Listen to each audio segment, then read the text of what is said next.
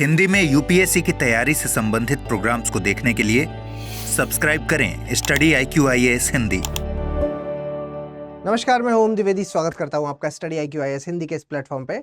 और आज मैं आपके साथ इस सेशन में चर्चा करने वाला हूं कि यूपीएससी की अगर आप तैयारी कर रहे हैं तो आपकी टेबल पर क्या क्या चीज़ें होनी चाहिए। देखिए, कई बार स्टूडेंट्स को कन्फ्यूज़न होता है कि भाई हम तैयारी कैसे शुरू करेंगे, किस तरीके से इसको मैनेज करेंगे। तो देखिए, अगर मैं एक स्टूडेंट के नज़रिए से बताऊं तो अगर आप एक स्टूडेंट हैं तो आप सबसे पहले तो बेसिक बात है कि टेबल कुर्सी पे ही पढ़ें, है ना। कई बार स्टूडेंट्स लेट के पढ़ना बड़ा पसंद करते हैं, तो वो सही स्ट्रेटजी नहीं है, एफिशिएंसी आपकी कम होती है, ठीक है। खैर, जो हम बात करेंगे कि आपके पास सामने होना क्या क्या चाहिए, तो अगर मैं बोलूँ तो सबसे पहली जो मोस्ट इंपॉर्टेंट चीज़ है वो आपके पास जो होनी चाहिए वो है सिलेबस, ठीक है। आपको जो आपका पाठ्यक्रम है, जो आपका सिलेबस है, वो आपके टेबल पर हमेशा होना चाहिए। और सिर्फ होना ही नहीं चाहिए, इसको पढ़ना भी है, ठीक है।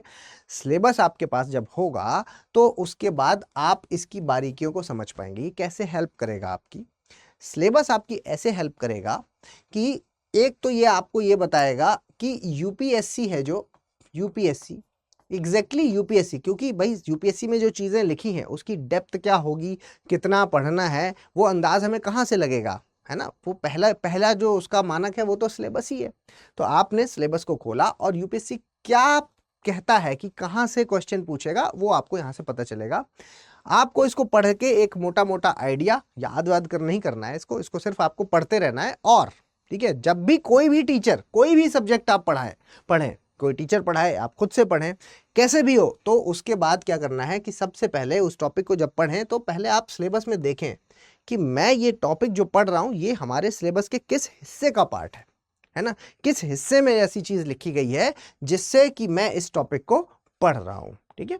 तो एक चीज तो आपको ये करनी है कि भाई यूपीएससी का सिलेबस आपको हमेशा बारीकी से पढ़ना है, समझना है, और फिर उसको किसी भी टॉपिक के साथ रिलेट करना है कि अच्छा मैं इस वाले टॉपिक के इस पार्ट को पढ़ रहा हूं, ताकि आपको ये आइडिया रहे कि हाँ मेरा टॉपिक तैयार हो गया। अब बात आती है डेप्थ की कि कितना डेप्थ में आप जाएंगे। तो अगर डेप्थ की बात करें तो दूसरी चीज जो है वो क्या है, दूसरी चीज है जो वो है आपका प्रीवियस ईयर के क्वेश्चंस, ठीक है। गत वर्षों के जो प्रश्न पत्र हैं वो आपको ये बताएंगे कि इतनी डेप्थ में जाना है।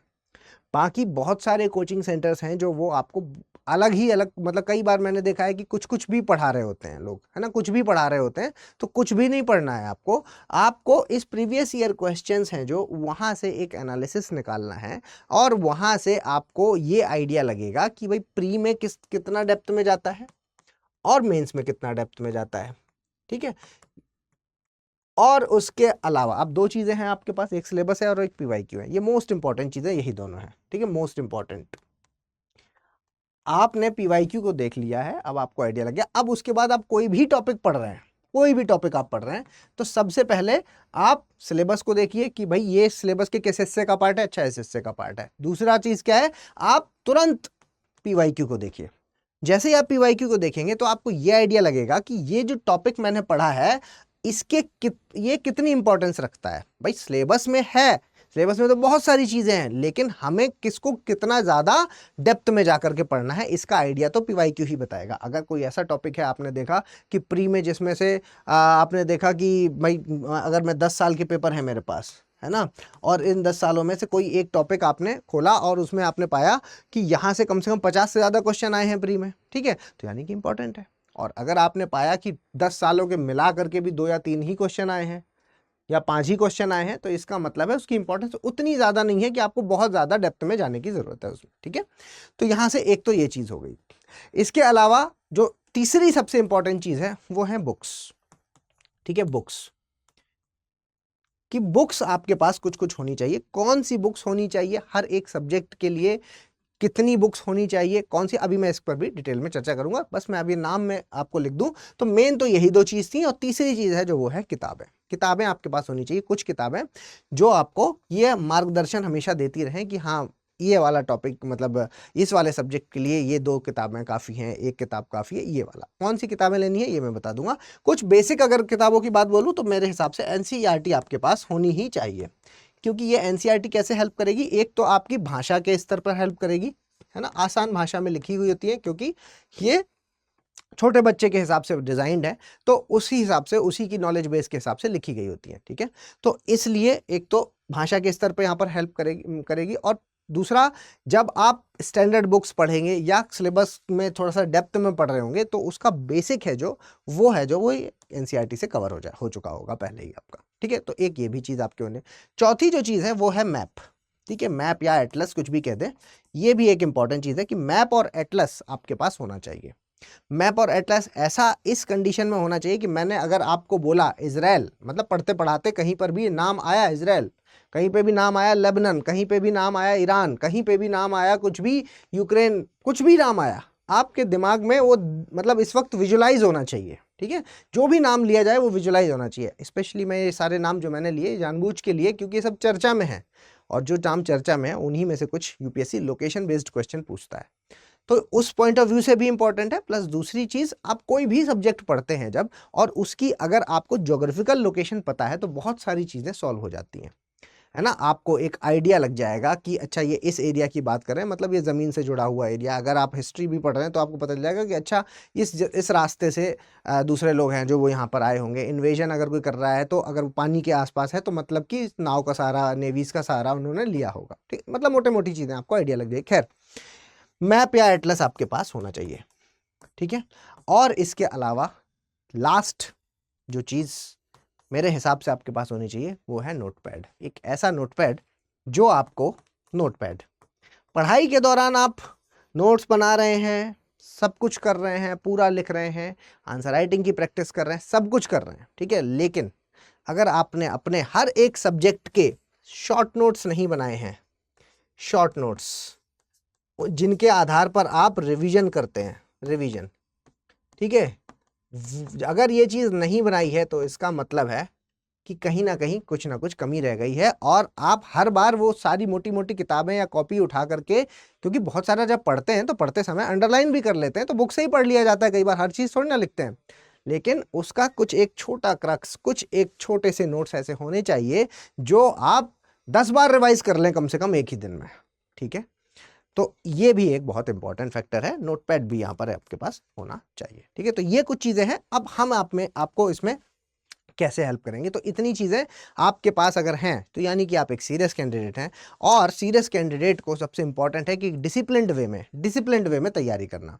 तो देखिए, डिसिप्लिन्ड वे में अगर आप तैयारी करना चाहते हैं तो आपके पास, जो मैं टेबल की बात कर रहा था तो उसमें मैंने बुक्स की चर्चा की थी, तो ये वो बुक्स हैं जो स्टडी IQ आपको प्रोवाइड करेगा। ठीक है, ये कुछ बुक्स हैं, अभी मैं इन सब पे आऊँगा। उससे पहले मैं आपको यहाँ पर बता दूँ कि हमारा जो लाइव फाउंडेशन बैच है, ठीक है, लाइव फाउंडेशन बैच है जो वो आ चुका है। 15 तारीख इसकी लास्ट डेट है। अभी आपके लिए ऑफर क्या है, वो है ग्रेट इंडियन फेस्टिवल सेल। ठीक है, इसके तहत अगर आपने एडमिशन लिया तो 15 अप्रैल 2024 तक ही ये ऑफर है, और 15 अप्रैल 2024 से ही ये बैच स्टार्ट है। इस बैच के तहत, ये P2I बैच है, तो पूरा कंप्लीट आपको यहाँ पर जो P2I मतलब प्री से लेकर के इंटरव्यू तक की कंप्लीट तैयारी यहाँ पर आपको करवाई जाएगी। ठीक है, फीस रखी गई है 23,500 रुपये। ओम लाइव कोड आपको लगाना है। 15 तारीख से क्लास स्टार्ट है, ध्यान रखिएगा। इसके अलावा अगर आप बुक्स भी लेना चाहते हैं P2I के साथ तो फीस 28,500 हो जाएगी। इसी ओम लाइव कोड का इस्तेमाल आपको करना है। कौन सी है वो बुक्स, और यही बुक्स हैं जो आपकी स्टडी टेबल पर भी होनी चाहिए। ये बुक्स हैं स्टडी IQ की 18 किताबों का सेट, ये इसके साथ में ही मिल जाएगा आपको।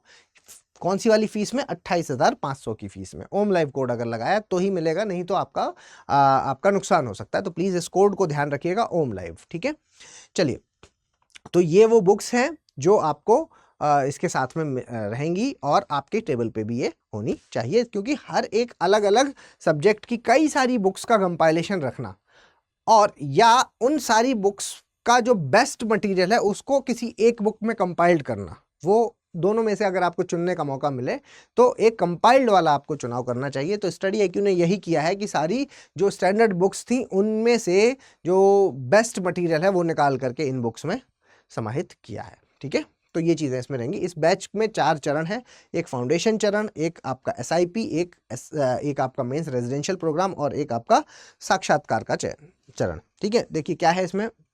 फाउंडेशन चरण की अगर हम बात करते हैं तो फाउंडेशन चरण में बेसिकली आपकी लाइव क्लासेस होंगी, लाइव क्लासेस।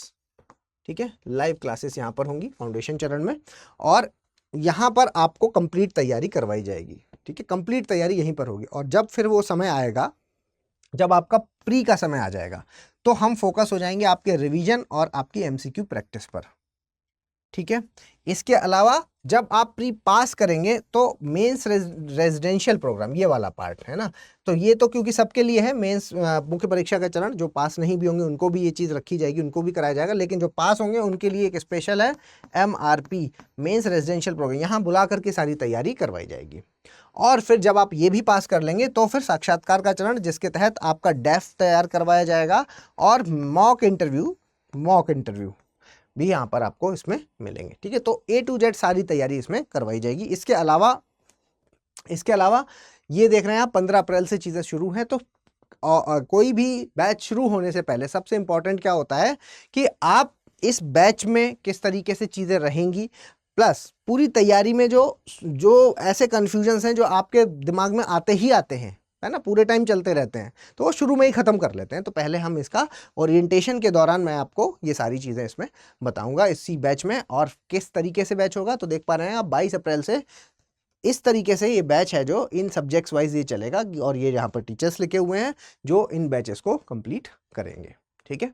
तो ये सारी चीज़ें हैं जो मैं आपके साथ शेयर करना चाहता था। ये वो टीचर्स हैं, फैकल्टीज़ हैं जो आपको इस बैच में पढ़ाएंगी, और ये हैंड रिटन नोट्स हैं, ठीक है, हैंड रिटन नोट्स हैं जो आपको साथ में हमारी तरफ से दिए जाएंगे। हैंड रिटन नोट्स में मतलब आप खुद तो बना ही सकते हैं, उसके अलावा अगर कोई प्रॉब्लम है, कोई मतलब वर्किंग है, टाइम का कमी है, तो हैंड रिटन नोट्स का भी वो इस्तेमाल कर सकता है, ठीक है। करंट अफेयर्स के लिए आपको परेशान होने की ज़रूरत नहीं होगी। करंट अफेयर्स प्रोग्राम हमारे पेड बैच का एक हिस्सा है, उसके तहत आपको करंट अफेयर्स कराया जाएगा। डेली बेसिस पर एक वीडियो के माध्यम से आपको करंट अफेयर्स यहाँ पर तैयार करवाया जाता है, ठीक है। तो ये सारी इन्फॉर्मेशन मैं आपके साथ शेयर करना चाहता था। अगर आप मेरे साथ टेलीग्राम पर जुड़ना चाहते हैं तो प्लीज़ इस QR कोड को स्कैन करके या ओम द्विवेदी स्टडी IQ सर्च करके भी आप जुड़ सकते हैं, या अगर आप मुझे कुछ पर्सनली पूछना चाहें इस बैच से संबंधित तो ओम द्विवेदी 007 इस पर आप मुझे मैसेज भी कर सकते हैं। जल्दी मिलेंगे अगले लेक्चर में, तब तक के लिए धन्यवाद। हिंदी में यूपीएससी की तैयारी से संबंधित प्रोग्राम्स को देखने के लिए सब्सक्राइब करें स्टडी IQ IAS हिंदी।